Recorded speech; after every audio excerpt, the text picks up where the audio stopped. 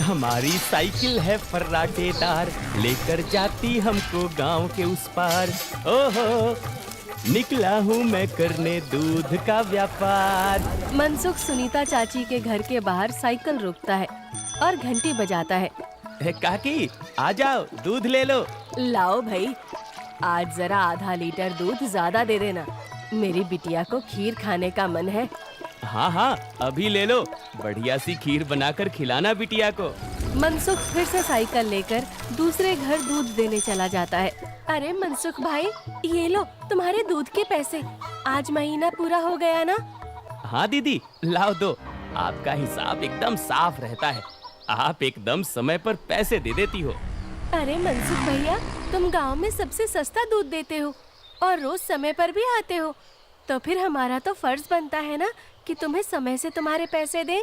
अरे आपका धन्यवाद दीदी। अच्छा, मैं चलता हूँ। हाँ, इस दूध वाले की ज्यादा तारीफ नहीं कर रही थी तुम? अरे तो और क्या, सच ही तो कह रही थी, मैंने कुछ गलत कहा क्या? अरे मनसुख इतना ईमानदार है बेचारा।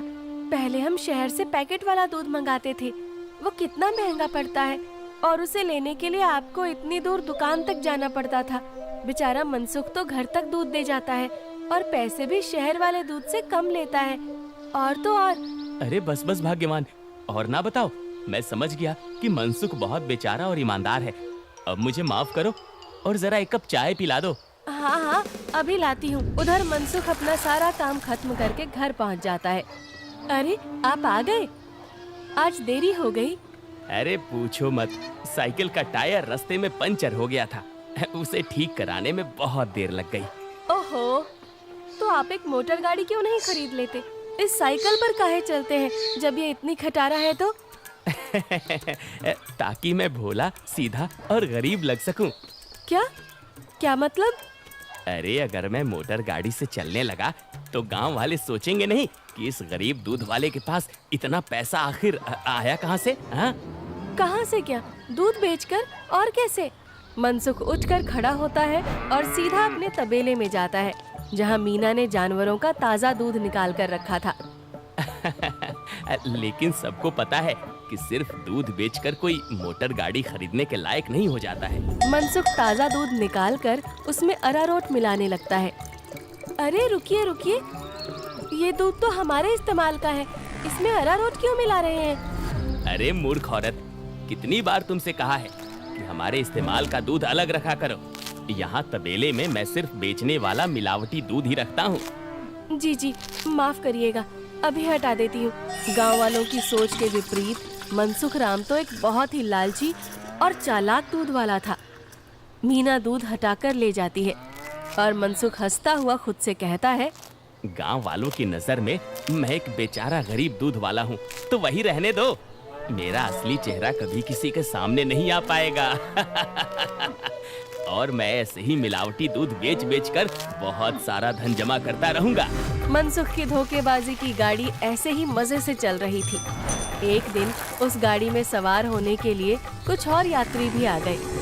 एक दिन मनसुख साइकिल से दूध बेचकर वापस घर जा रहा था और फिर से उसकी साइकिल पंचर हो गई। अरे ये खटारा तो नाक में दम कर रखी है, फिर से इसको बनवाना पड़ेगा। मनसुख छोटू पंचर वाले की दुकान पर जाता है। अरे भैया, फिर से आ गए आप? अरे अब तो आप एक नई साइकिल ले ही लो, आपकी साइकिल का पंचर बनाते बनाते हम थक गए भाई। अरे कहाँ छोटू भाई, घर में दाना पानी चल जाए वही बहुत है, अब कहाँ नई साइकिल खरीदेंगे हम जैसे गरीब। छोटू साइकिल ठीक करने लगता है और मनसुख वहीं खड़ा रहता है। बगल में एक भजिया वाले की दुकान थी। अरे भैया, इसे ठीक करने में 15-20 मिनट लगेगा, आप कब तक खड़े रहेंगे? जाइए, सामने जाकर भजिए वाले की दुकान पर बैठ जाइए ना। अच्छा ठीक है, जब काम हो जाए तो मुझे बुला लेना। मनसुख भजिया वाले के पास जाकर कहता है, लाओ भैया, जरा एक प्लेट भुजिया खिलाओ। हाँ भैया, अभी लो। मनसुख के ठीक सामने दो आदमी बैठे हुए थे। दोनों कुछ विचित्र से दिख रहे थे, जैसे वसूली करने वाले गुंडे हों। मनसुख जरा संभल कर बैठ जाता है। अचानक से उनमें से एक आदमी को जोर से खांसी आने लगती है। अरे कैसी भजिया बनाई है तूने? नालायक, अरे अरे क्या हुआ भैया जी? अरे जल्दी पानी लाओ। अरे भैया पानी तो खत्म हो गया है, मैं अभी कुएं से लेकर आता हूँ। तो क्या खो, तब तक मैं खांसता ही रहूंगा।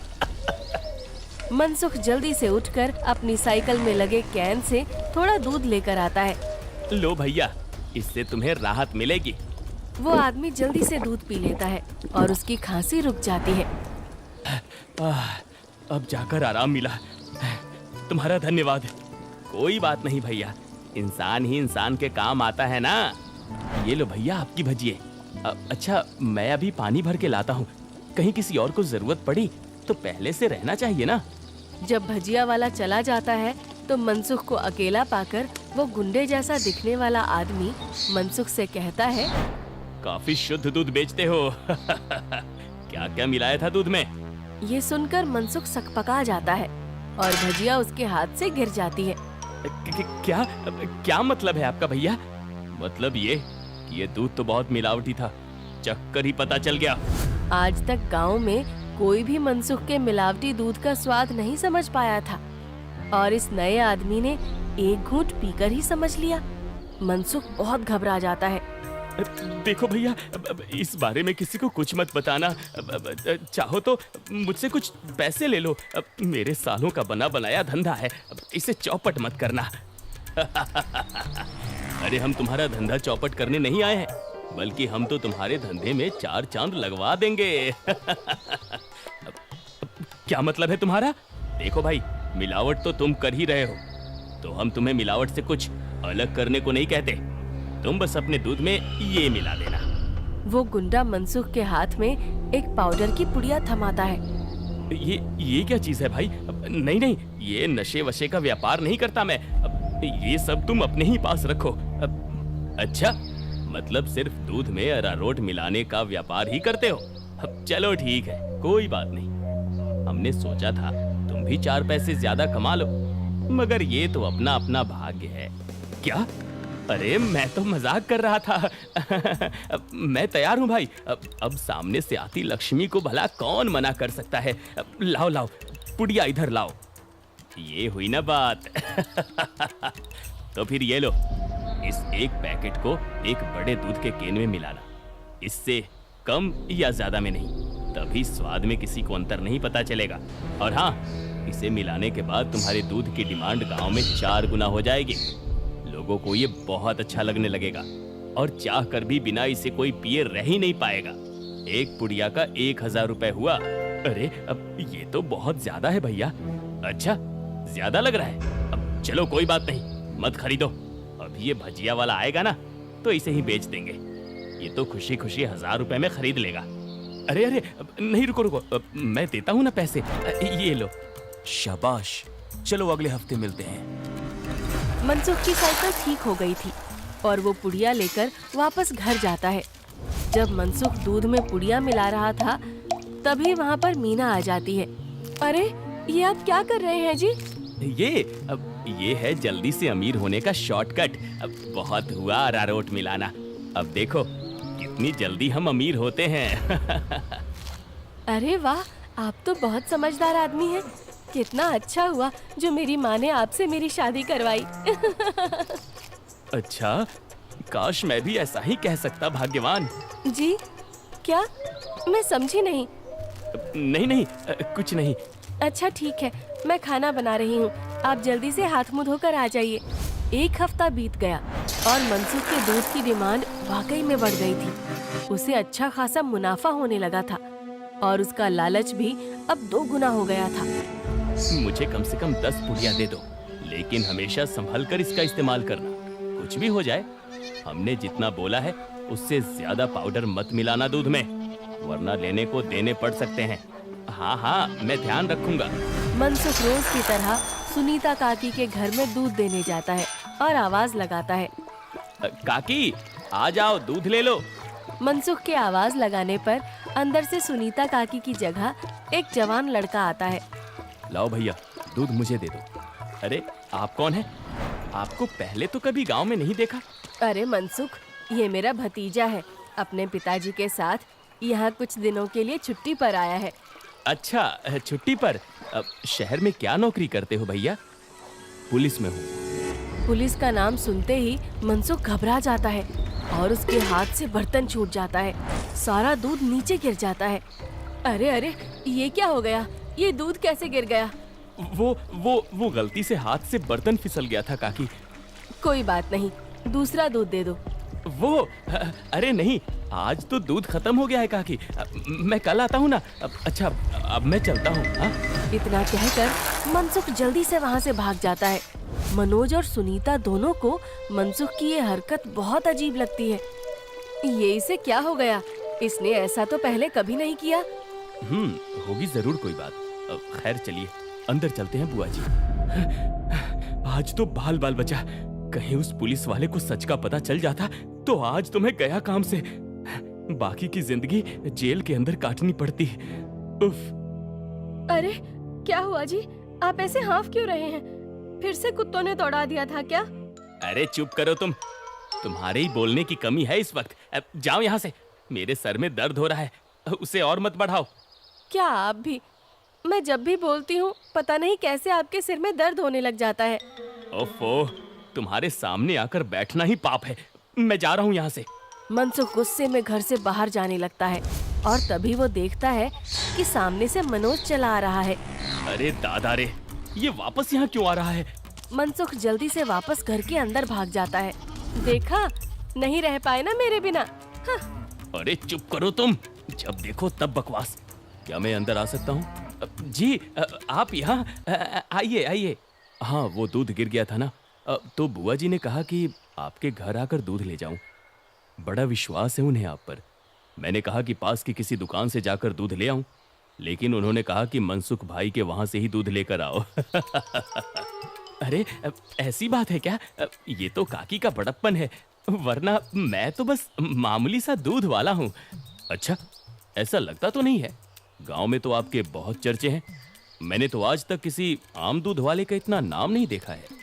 मनसुख थोड़ा घबराता है और फिर मीना से कहता है, इन्हें चाय वाय पिलाओ, मैं इनके लिए दूध लेकर आता हूँ। ये शहर से आए हैं, बहुत बड़े पुलिस वाले हैं। अरे वाह, आप बैठिए, मैं अभी आपके लिए चाय लेकर आती हूँ।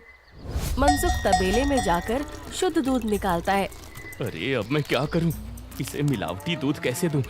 और अगर एकदम शुद्ध दूध दिया तो फिर सुनीता काकी को स्वाद अलग लगेगा। ये तो मैं अच्छा फंस गया हूँ। मनसुख सोच विचार में डूबा था और उधर मीना चाय बनाकर ले आती है। लीजिए, गर्मा गर्म चाय और पनीर के पकौड़े खाइए।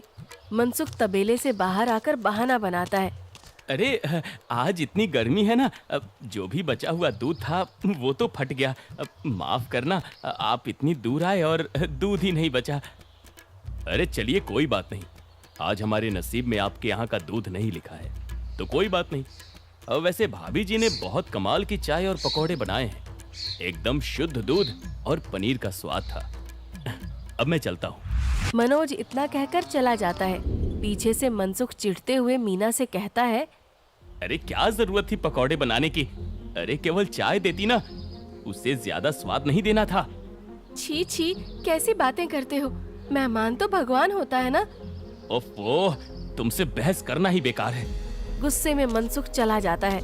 मनोज के डर से कुछ दिनों तक मनसुख किसी को भी दूध देने नहीं जाता और बीमारी का बहाना लगा देता है। ये क्या चल रहा है दूध वाले?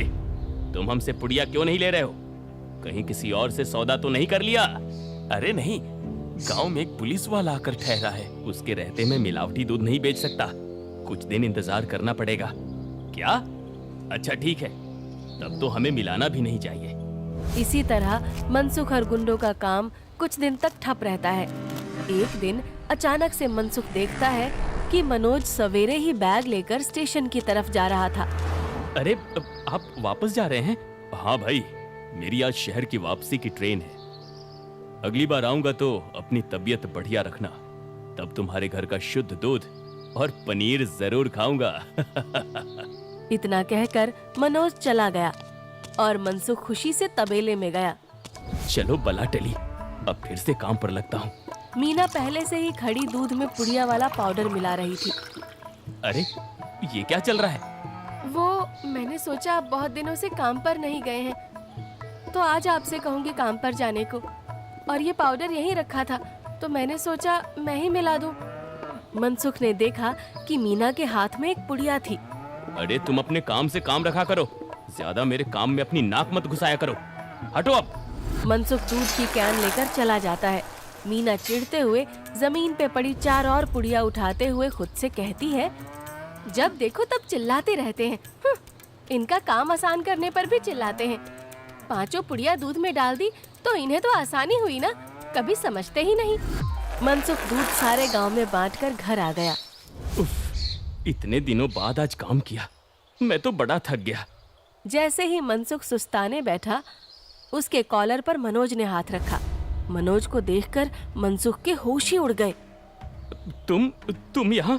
अरे दूध वाले, नशे का तो ठीक है, मगर इतना नशा कौन मिलाता है दूध में कि पहली घूंट में ही आदमी का सर चकरा जाए? क्या ये क्या बकवास है? मैं नहीं जानता ये सब तुम क्या कह रहे हो। अब और तुम्हारी तो ट्रेन थी ना? जी हाँ, मगर मेरी ट्रेन कैंसिल हो गई है और आपकी ट्रेन का समय हो गया है। चलिए, अब आपकी ट्रेन सीधा हवालात में जाकर रुकेगी और रास्ते में आपके साथियों को भी सवार कर लेंगे। मतलब?